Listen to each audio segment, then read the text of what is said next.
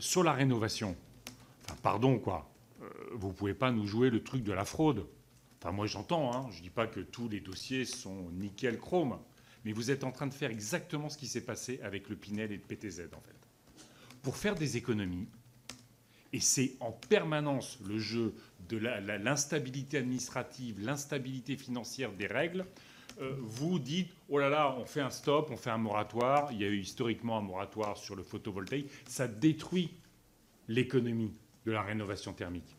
Quand vous regardez sur France Travail, 200 000 emplois potentiels, 200 000 offres d'emploi sur la rénovation énergétique des logements. On est déjà sur 200 000 emplois sur la rénovation thermique. C'est tout un secteur que vous déstabilisez complètement, et y compris des artisans qui, objectivement, pour certains vont bien, certains vont très mal. Et donc, en fait, en créant cette instabilité, vous fracassez une dynamique. Et puis, dernier point, si vous me le permettez, et qui rejoint sur la question de l'électromobilité. On a 60 milliards d'importations d'énergie fossile. Alors, c'est vrai que sur l'électricité, on fait du décarboné.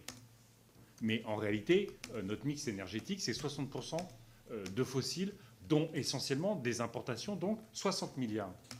En réduisant tous les outils de soutien à l'électrification, que ce soit dans la mobilité ou dans le logement, non seulement vous nous mettez en dépendance vis-à-vis de l'extérieur avec un coût astronomique, mais vous bloquez toutes les stratégies, y compris de l'industrie automobile ou de la rénovation thermique.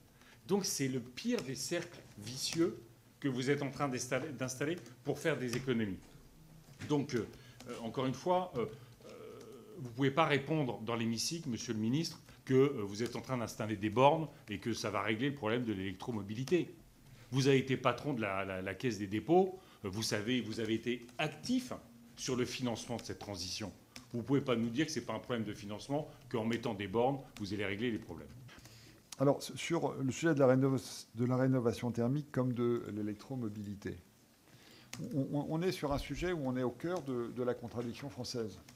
C'est-à-dire que ce sont deux politiques publiques absolument indispensables, mais qui sont financées par de l'argent public, très largement, alors que dans beaucoup de pays, et c'est peut-être vers ce modèle qu'il faudrait aller un peu plus, il peut être aussi porté par l'utilité, parce que la réalité, et je l'ai bien vu en financeur des HLM pendant mes années à la Caisse des dépôts, c'est que quand on a fait la rénovation thermique de son logement, il est plus confortable, et surtout on fait de grosses économies de frais de chauffage.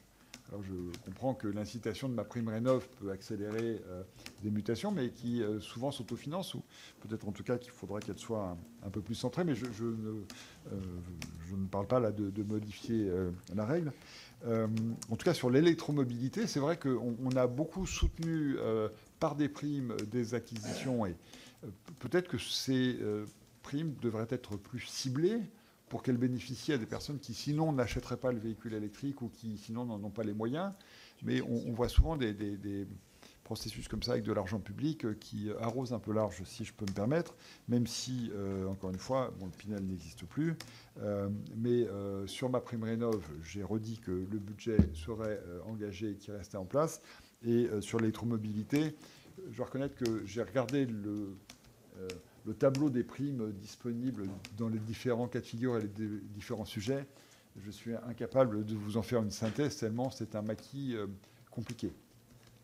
Donc, voilà, tout le maintien de ces primes ou leur évolution, leur simplification fera l'objet par définition de débats parlementaires. Moi, je pense que sur l'automobile, on a beaucoup plus à gagner, comme le demandent les constructeurs automobiles, d'alléger les contraintes sur les petits véhicules pour que les petits véhicules électriques produits en Europe deviennent compétitifs. On économisera de l'argent public pour compenser sur des primes qui ne sont pas indispensables. Moi, j'ai bien entendu ce que disaient les constructeurs européens. On a mis en place des obligations sur les petits véhicules qui les rendent lourds, coûteux en énergie et coûteux tout court, alors que ça s'applique à juste titre pour des véhicules de luxe pour lesquels le prix a moins d'importance. Donc, on parlait de normes, justement. Là, on a une politique qui, par les normes, permettra d'aboutir, sans dépense d'argent public, à des résultats beaucoup plus efficaces. Et moi, j'irais bien chercher des solutions de ce côté-là. Excusez-moi, Monsieur le ministre, mais Monsieur le sénateur. on a eu le même débat sur le Pinel et le PTZ. Personne n'a dit que c'était absolument magnifique, c'était parfait, c'était les outils indispensables. Mais sur les mêmes arguments, ils ont été supprimés et ça a participé du cataclysme dans le domaine de la construction. Donc là, vous nous tenez le même discours en disant « c'est pas parfait, il peut y avoir d'autres alternatives, pourquoi pas ?» Moi, je suis pas fétichiste, mais vous cassez les outils et puis vous dites « on va réfléchir à d'autres outils, on va bien voir ce qui peut se faire ». Le problème, c'est que les logiques des secteurs économiques, ça peut pas être ça, en fait. On a vu l'effondrement des ventes des voitures électriques en Allemagne et tout le monde a critiqué, y compris, il y avait le représentant Luc Châtel qui disait combien la stratégie allemande était dramatique pour l'industrie automobile allemande. Et en fait, on était en train de faire la même chose, en connaissant déjà ce que vont être les résultats. Je trouve ça dangereux, pardonnez-moi. Alors, on ne lâche pas MaPrimeRénov'.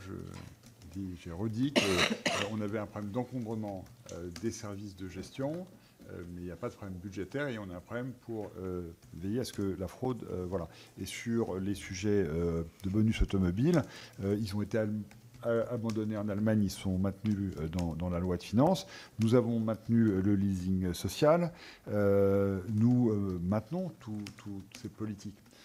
Et quant à Luc Châtel, il se trouve que je l'ai vu moi-même récemment parce que c'est un sujet qui me soucie et sur lequel je veux bien comprendre ce qui se passe.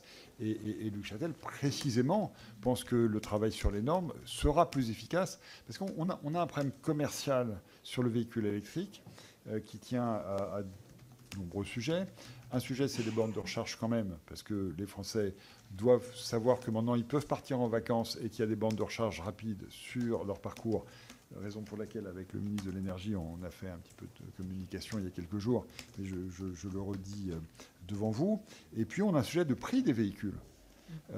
Et même avec les primes, les véhicules électriques aujourd'hui sont chers parce que sur les petits véhicules, et celui que j'ai essayé, je trouvais remarquable, mais il est entouré de sujets, d'options obligatoires qui...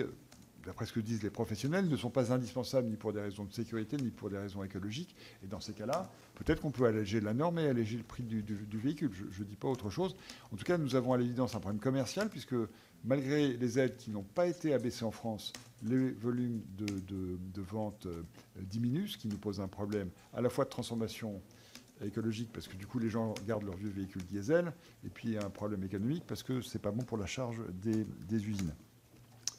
Je veux revenir sur ce que vous avez dit aussi sur les achats, l'importation d'énergie carbonée, mais bien sûr, c'est bien compris dans notre bilan carbone, et c'est bien cela à quoi on veut mettre fin par des investissements dans des énergies renouvelables ou par notre programme nucléaire. Bien sûr, vous avez raison, je sais bien que nous ne sommes pas au prix.